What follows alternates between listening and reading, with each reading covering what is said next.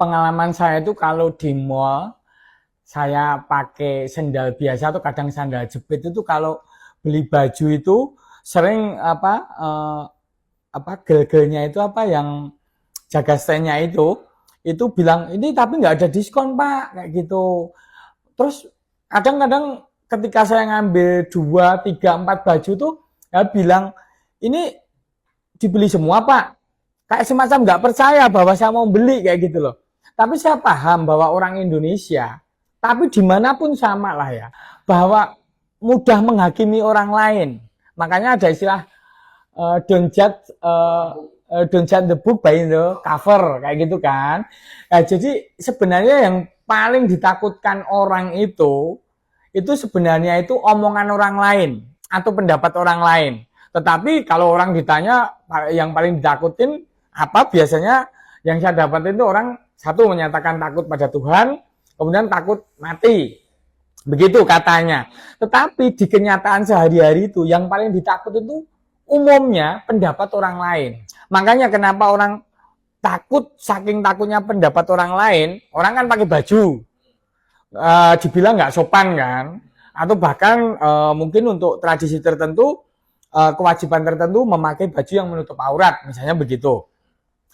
Terus kemudian orang sampai sekolah tinggi, walaupun sebenarnya nggak pinter, ya bodoh pun dipaksain kuliah tinggi supaya dapat gelar. Ketika dapat gelar itu dia sudah merasa eksistensi dirinya tuh naik di mata orang lain, di mata keluarganya atau di mata calon mertuanya, begitu. Jadi pendapat orang lain itu begitu mempengaruhi seseorang. Kalau orang itu mau bebas hidupnya, paling enggak sedikit lah memiliki kebebasan. Karena ketika orang memiliki kebebasan itu ruang terbuka ada di depannya. Jadi tidak dalam koridor yang sempit. Itu jangan terlalu dengar pendapat orang lain. Abaikan kalau pendapat itu nggak penting. Karena orang itu nggak tahu banyak. Misalnya Bima. Orang hanya tahu tampilannya aja.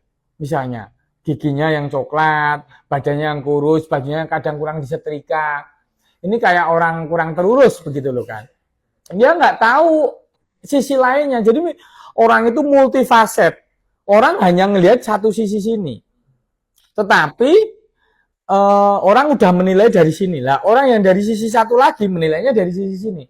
Ibarat orang megang gajah, orang buta megang gajah itu ada yang megang ekornya. Terus mengatakan gajah itu kayak tongkat.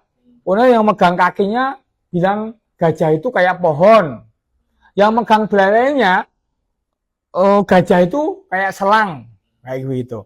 Lah orang-orang buta di sekitar kita tuh nggak usah terlalu diperhatikan. Apalagi orang yang nggak kita kenal. Ya netizen apalagi misalnya. Kan nggak mengenal secara langsung. Kalau nggak mengenal secara langsung ya jangan diperhatikan. Orang yang memang sungguh sayang sama kita, mencintai kita, itu boleh kita perhatikan pendapatnya. Tapi ya tidak semuanya, kita punya diri sendiri yang tidak diketahui oleh semua orang. Gitu. Jadi hemat saya orang itu jangan terpenjara oleh penjara sosial istilahnya. Jangan memasukkan diri dalam penjara sosial. Yang penting itu hidup sekali, happy, masa depannya baik, diretas pelan-pelan. Jadi nggak peduli apa pendapat orang. Ketika kalian sudah bisa membebaskan diri sedikit banyak dari pendapat orang, hidup akan lebih los, lebih longgar. Apalagi saat Lebaran misalnya. Saat Lebaran itu ditanya, kapan nikahnya, kerja di mana sekarang, terus gajinya berapa, sudah punya anak apa belum. Nah itu penjara-penjara sosial yang memang wajar terjadi.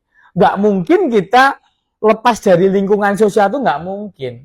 Tetapi paling enggak saringan kita yang bagus. Nah, supaya saringan bagus itu cuek is the best.